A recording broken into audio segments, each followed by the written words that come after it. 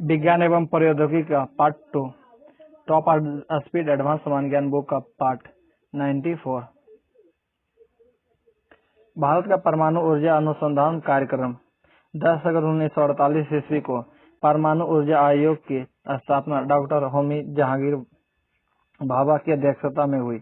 इसी के साथ भारत में परमाणु ऊर्जा अनुसंधान की शुरुआत हुई। देश में परमाणु ऊर्जा कार्यक्रमों के क्रियान्वयन के लिए अगस्त 1954 में परमाणु ऊर्जा विभाग की स्थापना भारत के प्रधानमंत्री की अध्यक्षता में की गई। नोट: परमाणु ऊर्जा के समस्त कार्यक्रम प्रधानमंत्री की जानकारी और निगरानी में किए जाते हैं। एटॉमिक एनर्जी कमीशन परमाणु ऊर्जा संबंधित नीतियों को परमाणु ऊर्जा विभाग द्वारा क्रियान्वित करता है। इस विभाग के अंतर्गत 4 public sector undertakings, 3 industrial organisation और 4 सर्विस ऑर्गेनाइजेशन है। इसके अतिरिक्त 700 संस्थाओं की सहायता करता है। एटॉमिक एनर्जी विभाग के अधीनस्थ संस्थाएं: research and development organisation number 1 Bhabha atomic research centre Mumbai. दूसरा Indira Gandhi centre for atomic research Kalpakkam. Number 3 centre for advance technology Indore. Number 4 variable energy cyclotron centre Kolkata. Number 5 atomic mineral division Hyderabad. Public sector organisation number 1 nuclear power corporation of India limited Mumbai में है। Number 2 India rare earth limited Mumbai में है। Number 3 uranium corporation of India limited, ये जादूगोड़ा में है। Number 4 electronic corporation of India limited Hyderabad में है। Industrial organisation number 1 heavy water board, ये मुंबई में। Number 2 nuclear fuel complex Hyderabad में। नंबर 3 रेडिएशन यानी विकिरण एंड आइसोटोप टेक्नोलॉजी, ये भी मुंबई में है। सर्विस एंड एक्सपोर्ट विभाग number 1 directorate of purchase and stores, ये मुंबई में है। Number 2 construction service and state management group, ये भी मुंबई में। नंबर 3 जनरल सर्विस ऑर्गेनाइजेशन, ये कलपकम में है। Number 4 atomic energy education society, ये मुंबई में। परमाणु ऊर्जा विभाग से पूर्ण सहायता प्राप्त संस्थाएं number 1 Tata institute of fundamental research, ये मुंबई में है। नंबर 2 स्वाहा इंस्टीट्यूट ऑफ न्यूक्लियर रिसर्च, ये कोलकाता में है। टाटा मेमोरियल सेंटर, ये भी मुंबई में है। Number 5 institute of mathematical science, ये चेन्नई में है। नंबर 6 मेहता रिसर्च इंस्टीट्यूट, ये इलाहाबाद में है। Number 7 atomic energy education society, ये मुंबई में है। BRIT board of radiation and isotopes technology. BRIT ने कई प्रकार के रेडियो आइसोटॉप पदार्थ बनाए जिसका उपयोग इंडस्ट्री, शोधन, कृषि एवं चिकित्सा के अंग में होता है। इससे बने पदार्थ का निर्यात कई देशों में होता है। ये पदार्थ carbon 14, tritium, nucleotide 32, sulphur 35, radio immunoassay kit, radiography उपकरण, गामा रेडिएटर तंत्र आदि बनाया है। ऑपरेशन शक्ति 98 के अंतर्गत परमाणु परीक्षण तिथि, प्रक्रिया और क्षमता 1998 में परीक्षण हुआ था थर्मोन्यूक्लियर का, यह 43 किलो टन का था। विखंडन का परीक्षण हुआ, ये 15 किलो टन का था। लो यील्ड का परीक्षण हुआ, 0.2 किलो टन का था। लो यील्ड का दूसरा परीक्षण 13 मई को हुआ 1998 में ही, 0.3 किलो टन का था। और 13 मई को ही एक और हुआ लो यील्ड 0.5 किलो टन का था। ये सभी परमाणु परीक्षण था जो 1998 में हुआ। वार्क ने DST के सहयोग से 64 नोड अनुपम सुपर कंप्यूटर तंत्र विकसित किया। केगा तथा कलपकम में मौसम मॉनिटरिंग सोफिस्टिकेटेड सिस्टम सोनदार स्थापित किया जो मौसम विकास संबंधित आंकड़े प्रस्तुत करता है। भारत में 8 भारी पानी संयंत्र जो भारी पानी का उत्पादन करता है। कलपकम तमिलनाडु में स्थित इंदिरा गांधी परमाणु शोध केंद्र stadium cooled fast breeder reactor technology के विकास में कार्यरत है। इंदौर मध्य प्रदेश में स्थित सेंटर फॉर एडवांस टेक्नोलॉजी में लेसर एक्सीलेटरेट उच्च निर्वात प्रौद्योगिकी, क्रायोजेनिक्स एवं बृहत चुंबक आदि क्षेत्र में शोध कार्य चल रहा है। क्लबकम में कामिनी शोध रिएक्टर 29 अक्टूबर 1966 से कार्य करना शुरू कर दिया है। यह एक 30 किलोवाट रिएक्टर है। इसके यूरेनियम 233 ईंधन प्रयोग किया जाता है। इसमें यूरेनियम 233 ईंधन का प्रयोग किया जाता है तथा थोरियम में इरेडिएशन द्वारा यूरेनियम 233 उत्पादित किया जाता है। भाभा एटॉमिक शोध केंद्र वार्क मुंबई देश का मुख्य न्यूक्लियर शोध एवं विकास केंद्र है। यहाँ 3 शोध रिएक्टर ध्रुव 100, साइरस 40 और अप्सरा 1 MWH है जो रेडियो आइसोटोप उत्पादित करते हैं। तारापुर एवं क्लबकम प्लांट भी इसके अधीन कार्यरत है। बार्क का एक यूनिट रेडिएशन मेडिसिन केंद्र मुंबई में स्थित है जो विश्व स्वास्थ्य के क्षेत्रीय संकेत केंद्र के रूप में कार्य करता है। परमाणु अनुसंधान एवं विकास के केंद्र नंबर 1 भाभा परमाणु अनुसंधान केंद्र वार्क। यह देश का प्रसिद्ध परमाणु अनुसंधान केंद्र है जो मुंबई के ट्राम्बे में स्थित है। यहाँ उद्योग, खनिज, औषधि, कृषि का क्षेत्र में तथा रेडियो आइसोटोप के क्षेत्र में विकास हुआ है। कनाडा के सहयोग से वार्क में स्थापित साइरस तापीय रिएक्टर बनाया गया है जो रेडियो आइसोटोप्स उत्पादन एवं उपयोग हेतु कार्यरत है। इस केंद्र में उद्योग, औद्योगिक एवं कृषि क्षेत्र में रेडियो आइसोटोप के चिकित्सीय उपयोग के साथ साथ परमाणु ऊर्जा के शांतिपूर्ण कार्यों में उपयोग में आने वाले प्रौद्योगिकी का विकास किया गया। प्रायोगिक रिएक्टरों को जीरो पावर रिएक्टर भी कहा जाता है। इसका इस्तेमाल ऊर्जा प्राप्ति की अपेक्षा नाभिकीय अनुसंधान के लिए किया जाता है। ध्रुव अनुसंधान रिएक्टर में रेडियो आइसोटोप तैयार होता है तथा परमाणु प्रौद्योगिकी पदार्थों पर शोध संबंधित कार्य किए जाते हैं। नंबर 2 इंदिरा गांधी परमाणु अनुसंधान केंद्र। इस केंद्र की स्थापना 1971 ईस्वी में क्लबकम तमिलनाडु में हुई थी। इसका मुख्य कार्य है फास्टर ब्रीड रिएक्टर संबंधित अनुसंधान और इसका विकास करे। फास्ट ब्रीडर रिएक्टर की विशेषताएं निम्नलिखित है। कामिनी क्लबकम मिनी रिएक्टर का संक्षिप्त रूप कामिनी है। कामिनी ने 17 सितंबर 1997 ईस्वी से काम करना शुरू किया जहां अन्य प्रायोगिक रिएक्टर में ईंधन के रूप में यूरेनियम अथवा प्लूटोनियम का उपयोग होता है, वहीं कामिनी में ईंधन के रूप में थोरियम 31 का उपयोग किया जाता है। विश्व का प्रथम रिएक्टर कामिनी जो थोरियम यूरेनियम 233 ईंधन चक्र का उपयोग करता है। कामिनी रिएक्टर का महत्वपूर्ण उपयोग अपराधियों को पकड़ने में भी किया जाता है। इसके द्वारा फिंगरप्रिंटों का मिलान करना अत्यंत सरल हो जाएगा या हो गया है। नंबर 1 इसमें प्राकृतिक यूरेनियम का प्रयोग किया जाता है। दूसरा, इसमें प्राकृतिक यूरेनियम का प्रयोग ताप रिएक्टर की अपेक्षा 70 से 75 गुना ज्यादा किया जाता है। नंबर 3 इसमें रेडियोधर्मिता का कम से कम उत्सर्जन होता है। नंबर 4 इसमें शीतलक के रूप में सोडियम का प्रयोग किया जाता है जबकि ताप रिएक्टर में जल का प्रयोग किया जाता है। नंबर 5 इसमें तीव्र ताप रिएक्टर की अपेक्षा विखंडित न्यूट्रॉनों की संख्या अधिक होती है। नंबर 6 इसकी रूपरेखा फ्रांस की रेपोसोडी रिएक्टर पर आधारित है। नंबर 7 इसमें श्रृंखलागत अभिक्रिया को तीव्र न्यूट्रॉनों के माध्यम से निरंतर जारी रखता है। इसमें विखंडित न्यूट्रॉनों की संख्या ताप रिएक्टर के अपेक्षा बहुत ज्यादा होती है। नंबर 3 उच्च प्रौद्योगिकी केंद्र कैट 1984 ईस्वी में इंदौर में स्थापित उच्च प्रौद्योगिकी केंद्र का मुख्य कार्य लेसर एवं त्वरक के क्षेत्र में प्रौद्योगिकी का विकास करना है। Note light amplification by stimulated emission of radiation का संक्षिप्त रूप है लेसर, जिसका अर्थ होता है विकिरण उत्सर्जन के द्वारा प्रकाश का प्रवर्धन। लेसर वह युक्ति है जिसमें विकिरण ऊर्जा के उत्सर्जन के द्वारा एक वर्णीय प्रकाश प्राप्त किया जाता है। 1960 ईस्वी में लेसर की खोज अमेरिका की हेजेज प्रयोगशाला में थियोडोर मेमन के द्वारा किया गया। 1964 ईस्वी में गैलियम आर्सेनिक अर्धचालक लेसर का निर्माता वार्क में किया गया। नंबर 4 परिवर्तनीय ऊर्जा साइक्लोट्रॉन केंद्र।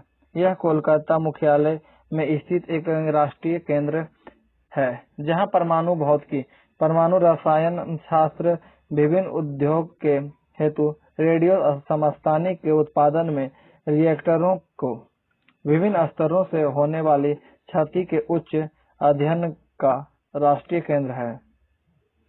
परमाणु ऊर्जा विभाग, परमाणु ऊर्जा विभाग, परमाणु इकाइयां, संस्थान और अवस्थित। नाभिकीय ईंधन परिसर, नाभिकीय ईंधन परिषद हैदराबाद में अवस्थित है। परमाणु पदार्थ निदेशालय, परमाणु पदार्थ निदेशालय हैदराबाद में अवस्थित है। भारतीय नाभिकीय ऊर्जा कॉर्पोरेशन लिमिटेड, भारतीय नाभिकीय ऊर्जा कॉर्पोरेशन लिमिटेड मुंबई में स्थित है। भारतीय रेयर अर्थ लिमिटेड, भारतीय रेयर अर्थ लिमिटेड मुंबई में स्थित है। विकिरण और आइसोटॉप प्रौद्योगिकी केंद्र, ये भी मुंबई में स्थित है। गुरु जल बोर्ड ये भी मुंबई में स्थित है। यूरेनियम, भारत यूरेनियम निगम लिमिटेड, भारत यूरेनियम निगम लिमिटेड ये भी झाड़ूगोड़ा में स्थित है। भारतीय परमाणु विद्युत गिरी, भारतीय परमाणु विद्युत गिरी 1987 ईस्वी में परमाणु विद्युत उत्पादन के प्रबंधन हेतु भारतीय परमाणु विद्युत निगम लिमिटेड की स्थापना की गई थी। भारत का पहला परमाणु विद्युत संयंत्र तारापुर परमाणु विद्युत गिरी है, जिसे संयुक्त राज्य अमेरिका की सहायता से स्थापित किया गया था। अमेरिका से आयातित एवं संवर्धित यूरेनियम का यहाँ ईंधन के रूप में प्रयोग होता है। अमेरिका ही इस विद्युत गिरी हेतु आवश्यक ईंधन की आपूर्ति अंतिम समय तक करेगा। वर्तमान में भारत का सबसे बड़ा न्यूक्लियर पार्क रावत भाटा परमाणु विद्युत गिरी शुरू में कनाडा के सहयोग से प्रारंभ किया गया था। यह परियोजना बाद में स्वदेशी तकनीकी से पूरी की गई थी। भारत के परमाणु विद्युत गिरी, परमाणु विद्युत गिरी स्थिति, निर्माण वर्ष और क्षमता मेगावाट में। तारापुर परमाणु विद्युत गिरी, यहाँ 2 विद्युत गिरी है 1, 2। ये महाराष्ट्र में है। 1972 में स्थापना हुआ। 320 मेगावाट इसका क्षमता है। राजस्थान परमाणु गिरी केंद्र, यहाँ 3 के विद्युत गिरी केंद्र है। 2 गो रावत भाटा राजस्थान में है। 1972 में इसका स्थापना हुआ। 440 वाट मेगा क्षमता का है। और विद्युत गिरी तीसरा, ये भी रावत भाटा में ही है। ये 1999 में स्थापना हुआ। ये 220 मेगावाट का है। नंबर तीसरा, मद्रास परमाणु विद्युत गिरी, यहाँ भी 2 विद्युत गिरी है। और इससे मतलब तमिलनाडु के कलपकम में स्थापना हुआ 1983 में। 470 मेगावाट बिजली उत्पादन करता है। नरोरा परमाणु विद्युत गिरी, यहाँ भी 2 है। उत्तर प्रदेश के बुलंदशहर में स्थित हुआ। 1991 में 470 मेगावाट का है। नंबर 5, काकड़ा पार परमाणु विद्युत गिरी 1, 2, यहाँ भी 2 विद्युत घर है। यह सूरत गुजरात में है। 1993 में इसका स्थापना हुआ। 220 मेगावाट इसका क्षमता है। केगा परमाणु विद्युत गिरी 2 है, कर्नाटक में। 1999 में स्थापना हुआ। 440 वाट का है। निर्माणाधीन काकड़ा पार परमाणु विद्युत गिरी, यहाँ नंबर तीसरा, यह सूरत गुजरात में है। 440 वाट इसका क्षमता है। राजस्थान परमाणु विद्युत गिरी नंबर 4, ये रावत भाटा राजस्थान में है। ये 440 मेगावाट अधिक क्षमता उत्पन्न करता है बिजली। कुडनकुलम परमाणु विद्युत, यहाँ 2 भी है। तमिलनाडु के कन्याकुमारी में स्थित है। 2000 ईस्वी में ये चालू हुआ। निर्माण हेतु स्तुति, तारापुर परमाणु विद्युत गिरी 3 और 4, ये महाराष्ट्र में स्थापना होगा। 1000 मेगावाट इसका क्षमता रहेगा। राजस्थान के 5, 6, 7, 8 विद्युत घर, ये रावत भाटा के राजस्थान के रावत भाटा में होगा। और ये 2000 मेगावाट बिजली उत्पादन कर सकेगी। नोट नंबर 1, विश्व का पहला परमाणु बिजली घर रूस में स्थापित किया गया, जबकि दूसरा यूएसए में।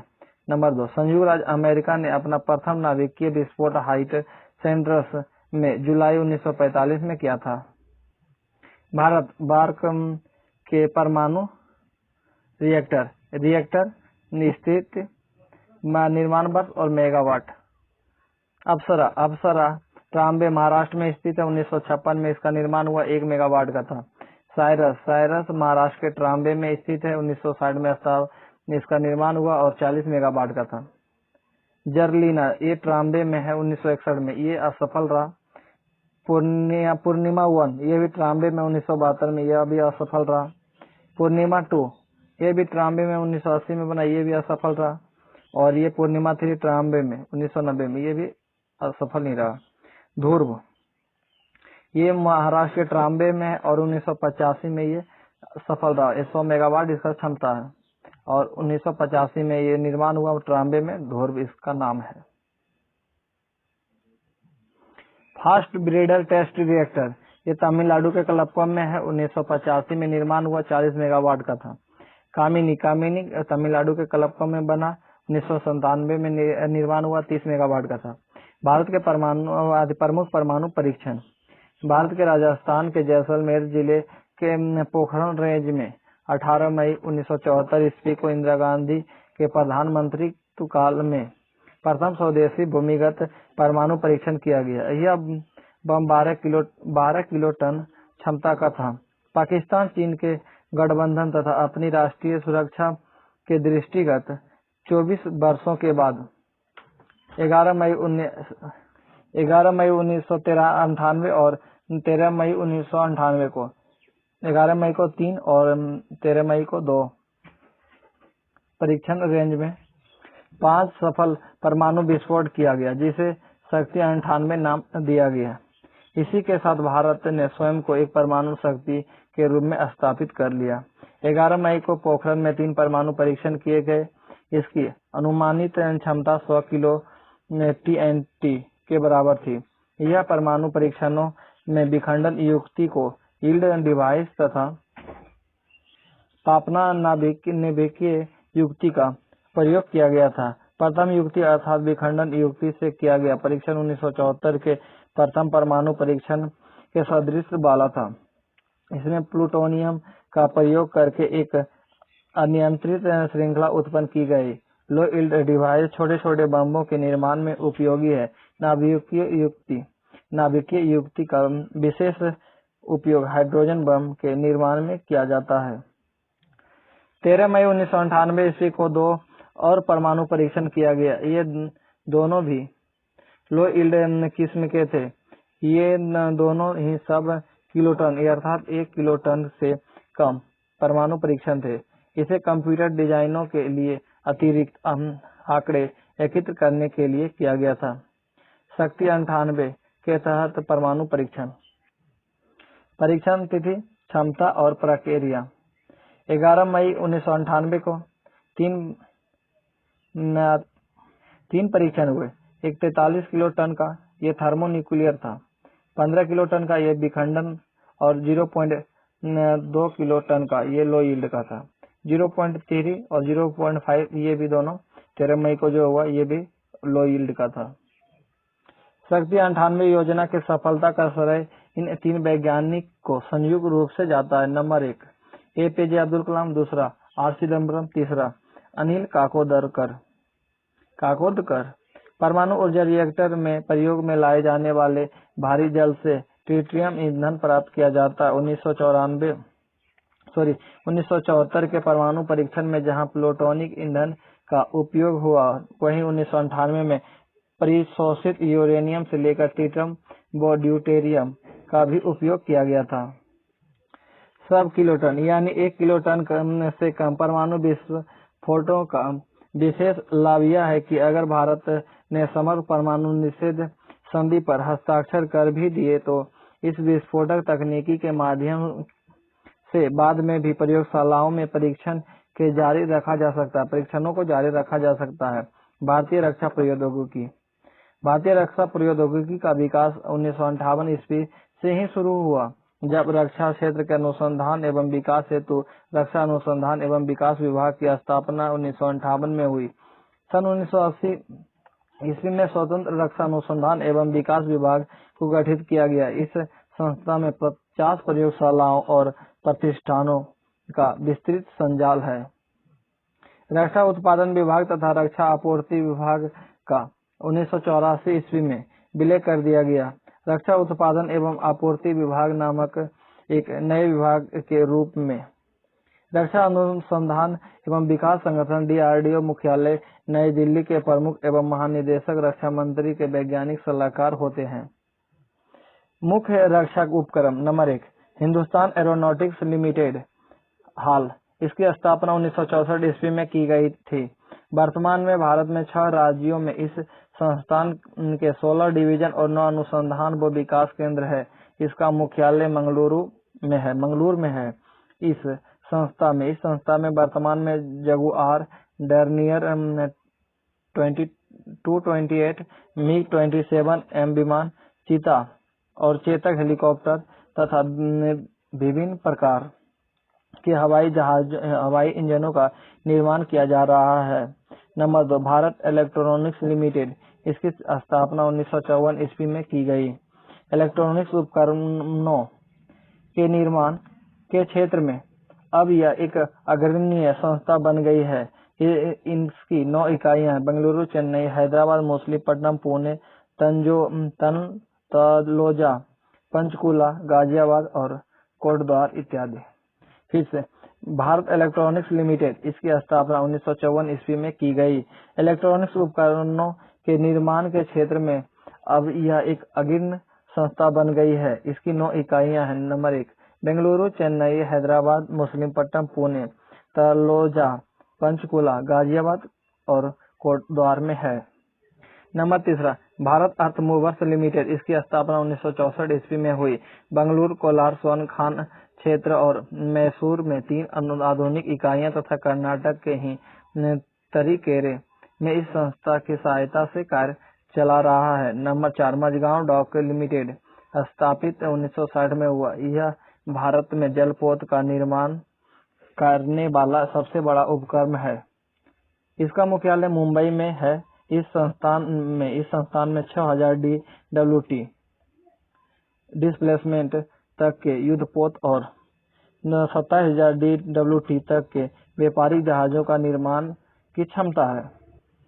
Number 5 garden reach ship builders and engineers limited स्थापित 1934 में, मुख्यालय कलकत्ता।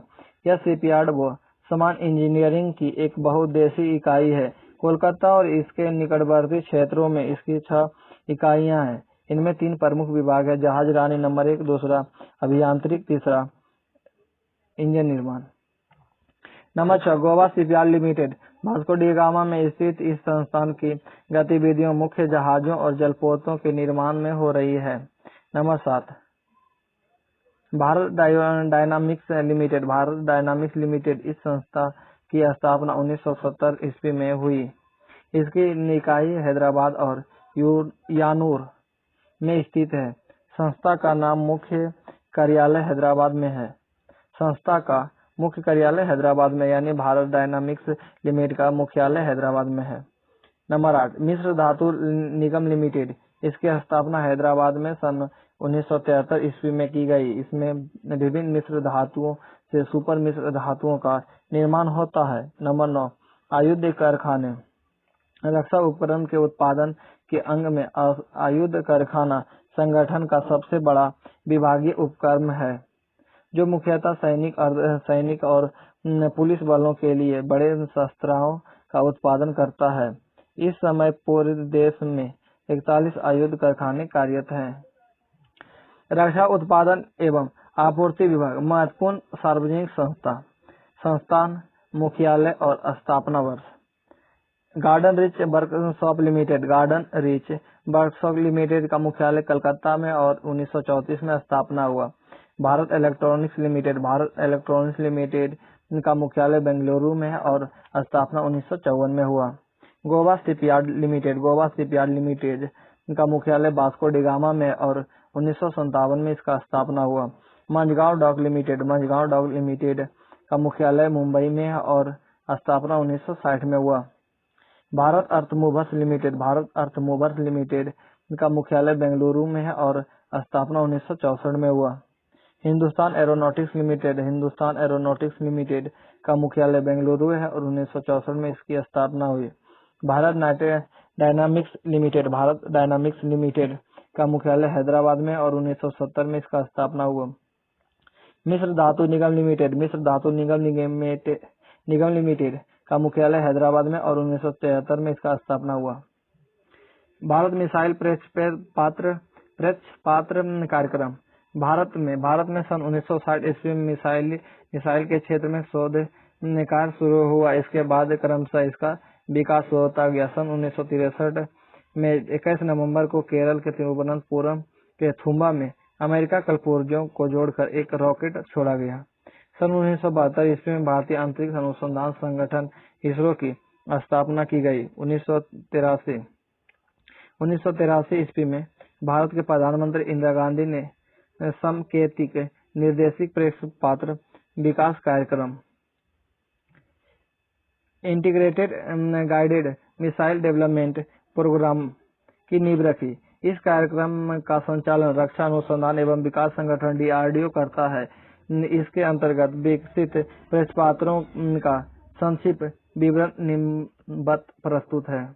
जैसे पृथ्वी सतह से सतह पर मारक लघु दूरी का प्रक्षेपात्र है और इसकी तैनाती भी हो चुकी है। पृथ्वी फर्स्ट SS-150, इसकी मारक दूरी 150 किलोमीटर है और यह 1000 किलोग्राम की युद्ध सामग्री ले जा सकती है। यह भारतीय थल सेना के लिए बनाई गई और इसकी तैनाती भी हो चुकी है। पृथ्वी द्वितीय SS-250, यह पृथ्वी प्रक्षेपात्र का वायु सैनिक संस्करण है और 500 किलोग्राम युद्ध सामग्री के साथ 250 किलोग्राम की दूरी तक प्रहार कर सकती है। इसकी न्यूनतम मारक क्षमता 40 किलोमीटर है। पृथ्वी तृतीय, यह पृथ्वी का नौसैनिक संस्करण है जिसका विकास बहुप्रक्षिप्त था। पहली बार 27 अक्टूबर 2004 ईस्वी को पृथ्वी के नौसैनिक संस्करण का सफल परीक्षण ITR चांदीपुर से किया गया। भारतीय मिसाइलों की रीढ़ है अग्नि प्रक्षेपात्र के 5 संस्करण है। अग्नि प्रथम, अग्नि द्वितीय, अग्नि तृतीय, अग्नि चतुर्थ तथा अग्नि 5। यह जमीन से जमीन पर मार करने वाली मध्यम दूरी की बैलिस्टिक मिसाइल है। अग्नि के 3 संस्करण का परीक्षण क्रमशः 22 मई 1989, 29 मई 1992, 19 फरवरी 1994 को ITR चांदीपुर से किया गया। अग्नि तृतीय का मारक क्षमता 3000 किलोमीटर से अधिक है तथा इसे 5000 किलोमीटर तक बढ़ाया जा सकता है। पनडुब्बी से छोड़े जाने वाले अग्नि तृतीय SL का भी विकास किया जा रहा है। अग्नि तृतीय को पाकिस्तान की हल्फ 3 तथा इजराइल की जेरिको 2 की श्रेणी में रखा जा सकता है। अग्नि तृतीय परंपरागत तथा परमाणु दोनों प्रकार के विस्फोटों को ले जाने की क्षमता से संपन्न है। 15 नवंबर 2011 ईस्वी को इंटरमीडिएट बैलिस्टिक मिसाइल अग्नि चतुर्थ का उड़ीसा के व्हीलर द्वीप से सफलतापूर्वक परीक्षण किया गया, जो 3500 किलोमीटर तक मार करने में सक्षम है। इसमें कम ठोस प्रणोदक के 2 चरण एक पेलोड है जो 2 स्तरीय हथियार ले जाने में भी सक्षम है, जबकि 19 अप्रैल 2012 को अग्नि 5 का सफल परीक्षण किया गया। अग्नि 5 के सफल परीक्षण के साथ ही भारत भी अंतर्महाद्वीपीय प्रक्षेपात्र क्लब में शामिल हो गया। ICBM क्लब में अब तक केवल 5 सदस्य राष्ट्र शामिल हैं, अमेरिका, रूस, चीन, फ्रांस तथा यूनाइटेड किंगडम, जिसके बाद भारत 6ठे देश के रूप में शामिल हुआ। ICBM श्रेणी में 5500 किलोमीटर से अधिक मारक दूरी को शामिल किया जाता है, पर अग्नि 5 की मारक दूरी इस अंतर्राष्ट्रीय मापदंड से 500 किलोमीटर कम है। यानी अभी तक अग्नि 5 5000 किलोमीटर तक ही मारक क्षमता इंडिया के पास है। अग्नि 5 की पहुंच में बीजिंग और शंघाई सहित अधिकांश चीन, पाकिस्तान, दक्षिण एशिया, यूरोप तथा अफ्रीका के कुछ हिस्सों आते हैं, जबकि अमेरिका तथा ऑस्ट्रेलिया इसकी सीमा से बाहर है। नोट: अग्नि 5 में सैटेलाइट प्रक्षेपण की क्षमता है, जिससे अनेक छोटे छोटे मिसाइलों को छोड़ा जा सकता है। यह एक सैटेलाइट रोधी मिसाइल है। टैंक रोधी प्रक्षेपात्र नाग स्वदेशी निर्मित टैंक रोधी प्रक्षेपात्र है। एंटी टैंक गाइडेड मिसाइल, जिसका प्रथम परीक्षण 29 नवंबर 1990 ईस्वी में ITR चांदीपुर से किया गया था। यह 4 से 6 किलोमीटर तक की दूरी से दुश्मन के टैंक को नष्ट कर सकता है। सतह से सतह पर मार करने वाले नाग अपने साथ 10 किलोग्राम युद्ध सामग्री ले जा सकता है। इसे दागो और भूल जाओ टैंक रोधी प्रेस पात्र भी कहा जाता है, क्योंकि एक बार इसको दागे जाने के बाद इसे पुनः निर्देशित करने की जरूरत नहीं पड़ती। आकाश सतह से वायु में मारक फ्रेंच पात्र आकाश 55 किलोग्राम युद्ध सामग्री के साथ किसी भी सचल लक्ष्य को भेज सकता है। आकाश ठोस प्रणोदक संचालित है और 25 किलोमीटर की दूरी तक एक साथ कई लक्ष्यों को भेजने में सक्षम है। यह पहला ऐसी भारतीय प्रक्षेपास्त्र है जिसके प्रणोदक में रामजेट सिद्धांत का प्रयोग किया जाता है। इसकी तकनीकी की तुलना अमेरिकी पैट्रियट मिसाइल से कर सकते हैं। यह परंपरागत तथा परमाणु आयुध को ढोने की क्षमता संपन्न है, जिसे मोबाइल लॉन्चर से भी छोड़ा जा सकता है। त्रिशूल नौसेना के लिए विशिष्ट प्रक्षेपास्त्र। भारत की आरंभिक मिसाइलों में सबसे पहले त्रिशूल का परीक्षण 14 सितंबर 1985 ईस्वी को किया गया था। यह सतह से वायु में मारक प्रक्षेपास्त्र है। 15 सितंबर 2004 को अंतरिक्ष परीक्षण रेंज चांदीपुर से इसके वायु सैनिक रूपांतरण का प्रथम सफल परीक्षण किया गया। इसका मारक क्षमता 500 मीटर से 9 किलोमीटर तक है और यह मैक 2 की गति से निशाना भेज सकता है, यानी मैक 2 मतलब ध्वनि के दोगुनी गति से। INS ऐरावत 19 मई 2009 ईस्वी को भारतीय नौसेना में स्वदेशी landing ship tank INS Airavat को शामिल किया गया। इसका निर्माण कोलकाता स्थित garden reach ship builders and engineers द्वारा किया गया। सूर्य प्रथम क्रायोजेनिक इंजन प्रौद्योगिकी प्रणाली का उपयोग करते हुए यह एकल चरण तरल ईंधन पर आधारित अंतर महाद्वीपीय बैलिस्टिक मिसाइल का विकास है। पिनाका DRDO द्वारा स्वदेशी तकनीक से विकसित एक मल्टी बैरल रॉकेट लॉन्चर है। इस परियोजना की परिकल्पना 80 के दशक में प्रारंभ की गई थी। यह 12 ठोस प्रणोदक रॉकेट प्रक्षेपित करने की क्षमता रखता है। यह एक सचल प्रणाली है। 39 किलोमीटर की मारक क्षमता के साथ पिनाक प्रणाली विविध प्रकार के वारहेड को लॉन्च कर सकती है। इस प्रणाली में तत्काल प्रतिक्रिया होती है। यह उच्च स्तर की परिशुद्धता और उच्चतम सफल चरित्र वाला है। इस रॉकेट प्रक्षेपक को ARDE पुणे में निर्मित किया गया है। इसका नाम भगवान शंकर के धनुष पिनाक के नाम पर पिनाका रखा गया है।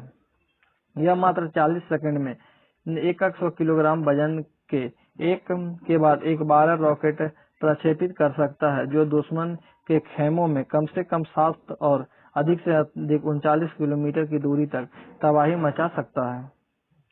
सारस यह एक प्रकार का प्रक्षेपास्त्र वाहन या प्लेटफॉर्म है जिसे भारतीय वैज्ञानिक द्वारा त्रिशूल आकाश एवं नाग प्रक्षेपास्त्र के लिए विकसित किया गया है। इस प्रक्षेपास्त्र प्लेटफॉर्म का प्रक्षेपास्त्रों को लादकर युद्ध क्षेत्र में ले जाना तथा उसे उचित प्लेटफॉर्म से छोड़ा जाना है।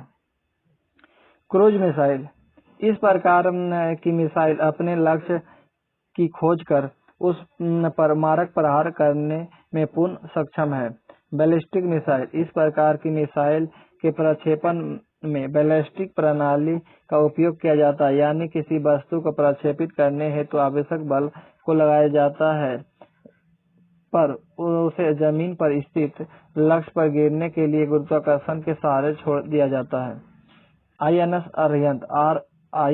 अरिहंत यह भारत की पहले परमाणु पनडुब्बी है। भारत निर्मित पहली परमाणु पनडुब्बी INS अरिहंत के भारतीय फौज में शामिल होने से भारत अब जल, थल और नभ तीनों जगहों से परमाणु हमला करने में सक्षम हो गया है। इसकी प्रहार सीमा के दायरे में पूरा पाकिस्तान और चीन आ गया है। इसे न्यूक्लियर ट्रायड कहते हैं, जिसका अर्थ है तीनों स्तर की सुरक्षा। यह बैलिस्टिक मिसाइल से लैस है। इसके माध्यम से अब भारत पानी के अंदर से भी परमाणु हमला करने में सक्षम हो गया है। वजन 6000 टन स्थित मिसाइलों के मारक क्षमता 750 से 3500 किलोमीटर तक है। मिशन शक्ति सफल। मिशन शक्ति सफल। अंतरिक्ष में चौथी महाशक्ति बना भारत। भारत अंतरिक्ष में सैटेलाइट को मार गिराने की क्षमता वाला दुनिया का चौथा देश बना है। 27 मार्च 2019 को भारत में एंटी गाइडेड मिसाइल का सफल परीक्षण किया है।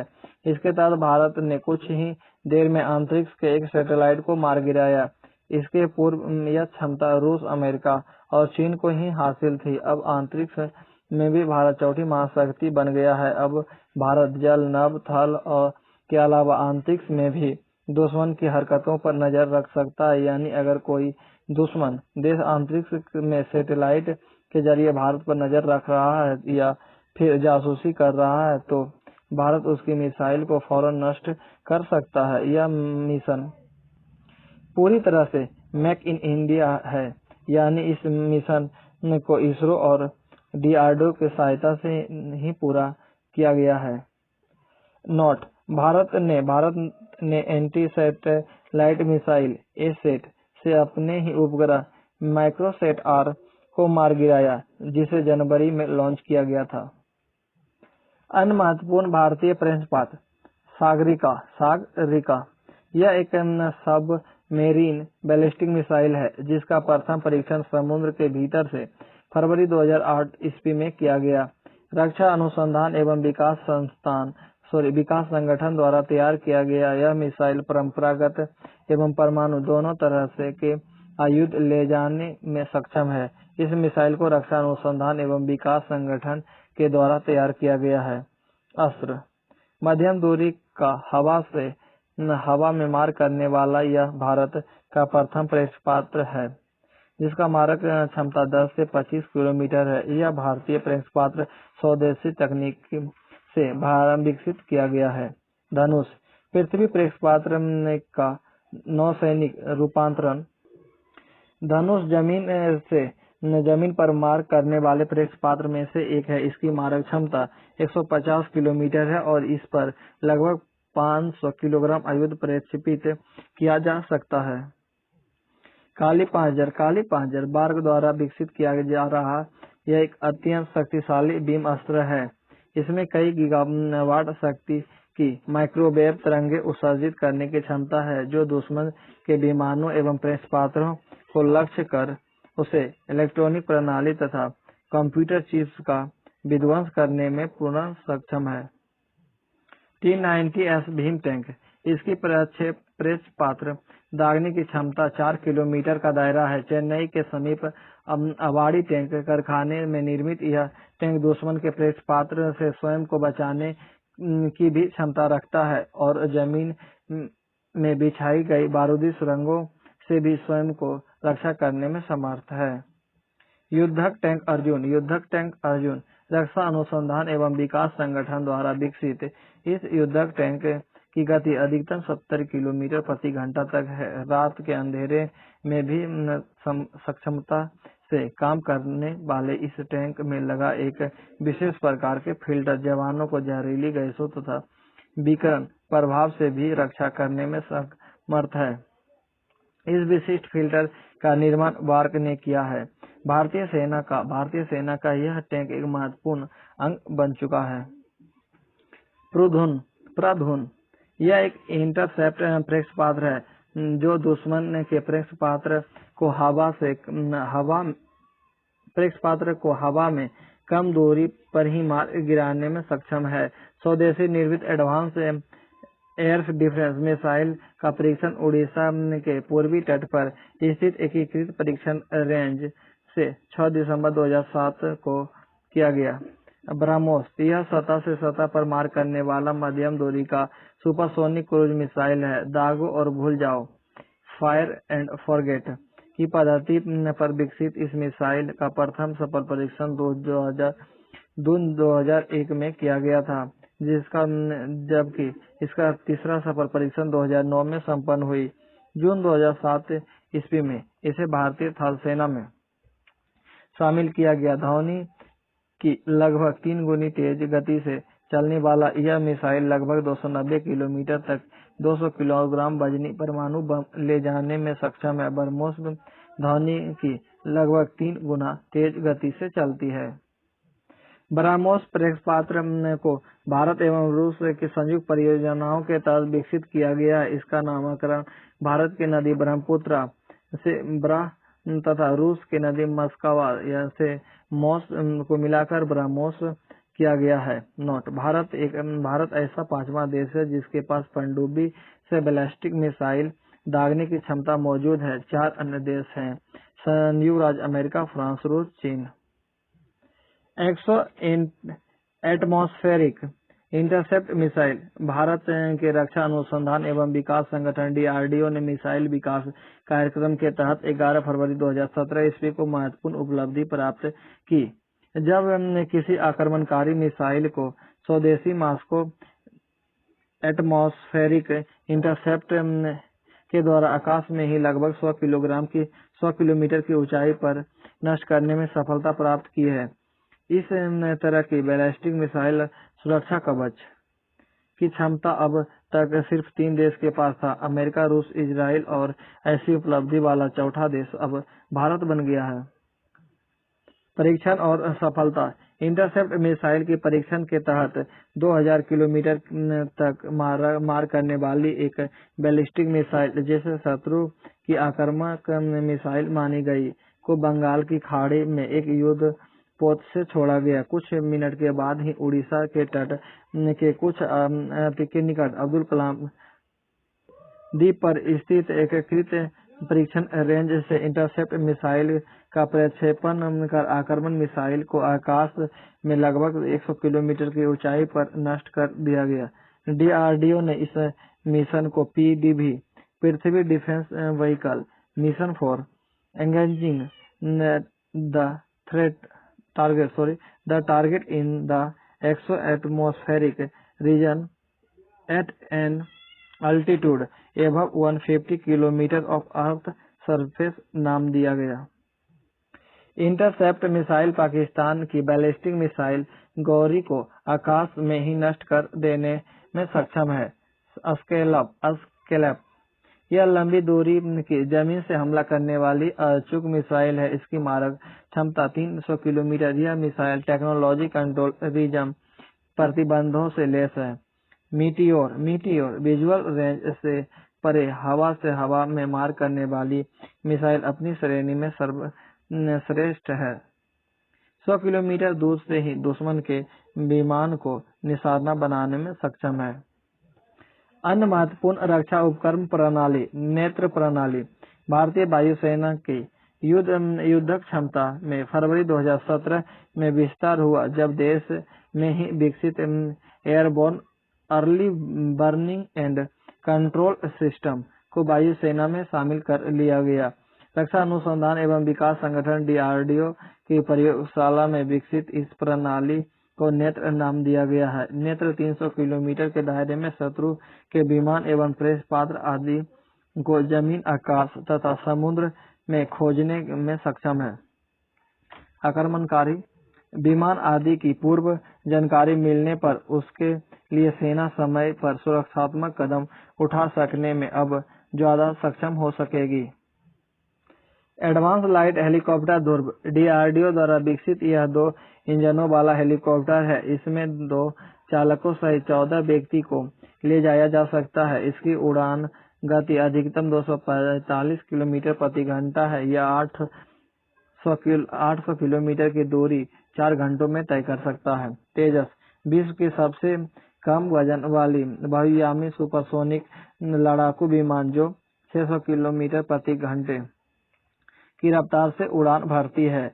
यह हवा से हवा में, हवा से धरती पर तथा हवा से समुद्र में मार करने में सक्षम है।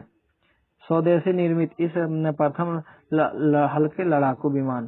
स्वदेशी निर्मित प्रथम हल्के लड़ाकू विमान के विकास में हिंदुस्तान एरोनॉटिक्स लिमिटेड हाल में महत्वपूर्ण भूमिका निभाई है। इसमें GE404 अमेरिकी कंपनी जनरल इलेक्ट्रॉनिक्स का इंजन लगा है। भविष्य में इसमें स्वदेशी निर्मित कावेरी इंजन लगाकर विदेशी इंजन को हटाया जाएगा। निशांत स्वदेशी तकनीकी से निर्मित यह एक पायलट रहित परीक्षण विमान है जिसे जमीन से 160 किलोमीटर के दायरे में नियंत्रित किया जा सकता है। प्रमुखतः युद्ध क्षेत्र में प्रक्षेपण और टोह लाने की भूमिका निभाने हेतु इसका इस्तेमाल किया जाता है। लक्ष्य इसे 100 किलोमीटर के दायरे में रिमोट से नियंत्रित किया जा सकता है और इसका प्रयोग तीनों सेनाओं द्वारा किया जा रहा है। जेट इंजन से चलने वाला पायलट रहित विमान को लगातार 10 बार प्रयोग में लाया जा सकता है। इसका उपयोग जमीन से वायु तथा वायु में मार करने वाले प्रक्षेपास्त्रों से एवं तोपों से निशाना साधने हेतु परीक्षण देने के लिए एक लक्ष्य के रूप में किया जाता है। राफेल हरियाणा के अंबाला एयरपोर्ट स्टेशन पर 10 सितंबर 2020 को 5 राफेल लड़ाकू विमान को भारतीय सेना में के 17 स्क्वाड्रन गोल्डन एरो के हिस्से के रूप में शामिल किया गया है। राफेल 2 इंजन वाला लड़ाकू विमान है। इसमें 3 तरह की मिसाइल लगाई जा सकती है। राफेल का रेट ऑफ क्लाइंब 300 मीटर प्रति सेकंड यानी 1 मिनट में 18,000 मीटर है, जो चीन पाकिस्तान के विमानों को भी मात देता है। इसमें लगी गन यानी बंदूक 1 मिनट में 2500 फायर करने में सक्षम है। इसमें तगड़ा रडार सिस्टम है। ये 100 किलोमीटर के दायरे में एक बार में एक साथ 40 टारगेट को पहचान कर सकता है। यह 24,500 किलोमीटर तक का भार उठाकर ले जाने में सक्षम है। साथ ही साथ यह 60 घंटे अतिरिक्त उड़ान भी भर सकता है। भारतीय वायुसेना को 2022 तक 36 राफेल लड़ाकू विमान मिल जाएगी, जिन्हें विभिन्न एयरबेस पर तैनात किया जाएगा। विविध तथ्य IL-78 मार्च 2003 में उज्बेकिस्तान से खरीदे गए इन लड़ाकू विमानों में आसमान में उड़ान के दौरान ही ईंधन भरा जा सकता है। इस विमान में 35 टन वैमानिक ईंधन के भंडारण की सुविधा है। आगरा के वायु सैनिक अड्डे पर इस विमानों को रखने की विशेष व्यवस्था है। ड्रोन ये मानव रहित वायुयान होते हैं। इन्हें जमीन से नियंत्रित किया जाता है। ड्रोन के संचालन क्रम में एक व्यक्ति रिमोट कंट्रोलिंग से ड्रोन को उड़ाता है, दूसरा कैमरे के संदेशों को संचालन व निगरानी करता है, जबकि तीसरा व्यक्ति युद्ध क्षेत्र में सैनिकों कार्मिकों के साथ संपर्क बनाए रखता है। ड्रोन मुख्यतः 2 वर्गों में बांटे जाते हैं। नंबर 1 वे जिन्हें निगरानी करने के उद्देश्य से बनाए जाते हैं और दूसरे वे जो बम या मिसाइल से लैस भरे होते हैं। ये मानव रहित सैन्य वायुयान काफी सस्ते होते हैं। चूंकि ये ड्रोन्स रिमोट कंट्रोलिंग से संचालित होते हैं, अतः फ्लाइट कर्मी को कोई खतरा नहीं होता। शस्त्रों से लैस ड्रोन का इस्तेमाल पहली बार बाल्कन युद्ध में किया गया, पर बड़ी संख्या में इसका इस्तेमाल अफगानिस्तान, इराक और पाकिस्तान में किया गया।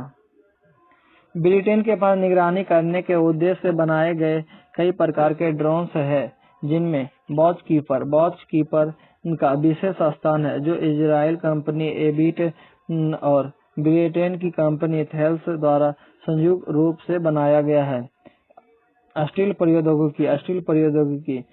प्रौद्योगिकी आधुनिकतम सैन्य युक्ति का नायाब उदाहरण है।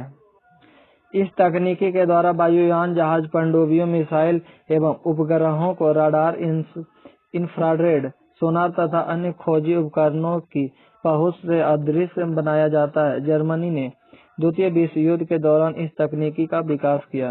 प्रथम स्टील्थ एयरक्राफ्ट हॉटन हो 229 को कहा जाता है। यूएसए के प्रसिद्ध आधुनिक स्टील वायुयान में शामिल है nighthawk, the F-22 Raptor, F-117 lightning II, F-35 F-35 the V-2 spirit note radar एक एंटीना अपने दायरे रडार का एंटीना अपने दायरे में आने वाले वस्तु के प्रतिबिंब के आने के समय की माप कर सूचित करता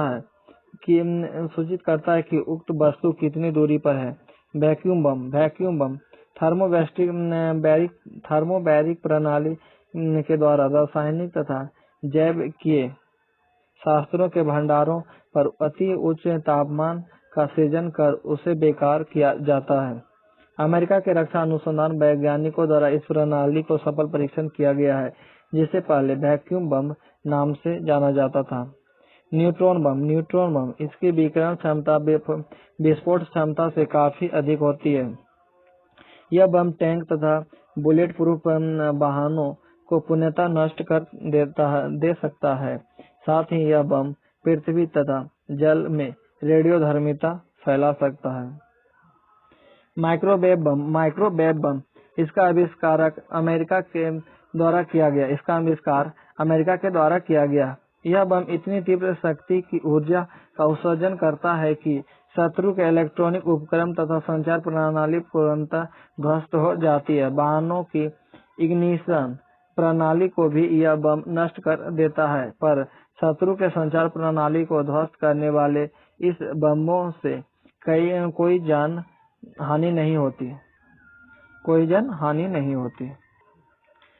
सॉल्टेड बम इसके द्वारा अधिक मात्रा में रेडियोधर्मी विकिरण फैलाया जा सकता है। नाभिकीय हथियारों के अनुकूल पदार्थ कोबाल्ट तथा सोने के द्वारा ऐसे बम तैयार किए जाते हैं। राफेल युद्धक विमान वर्तमान में भारतीय वायुसेना में मुख्य युद्धक विमान MiG-29 और सुखोई 30 जो MiG-29 के उन्नत है। फ्रांस से आने वाले युद्धक विमान सुखोई पर बढ़त हासिल है। सुखोई की प्रहार रेंज 400 से 550 किलोमीटर है, जबकि राफेल का रेंज 780 से 1055 किलोमीटर है। राफेल 24 घंटे में 5 चक्कर मारने में समक्ष है, जबकि सुखोई 3 चक्कर। भारत का दूरसंचार क्रम ये नेक्स्ट वीडियो में देखेंगे और आखिरी तीसरा वीडियो होगा विज्ञान एवं प्रौद्योगिकी के लिए। उसके बाद फिजिक्स, केमिस्ट्री और बायोलॉजी का ऑब्जेक्टिव क्वेश्चन देखेंगे, फिर कंप्यूटर और विविध की तरफ आगे जाएंगे। तब तक के लिए जय हिंद।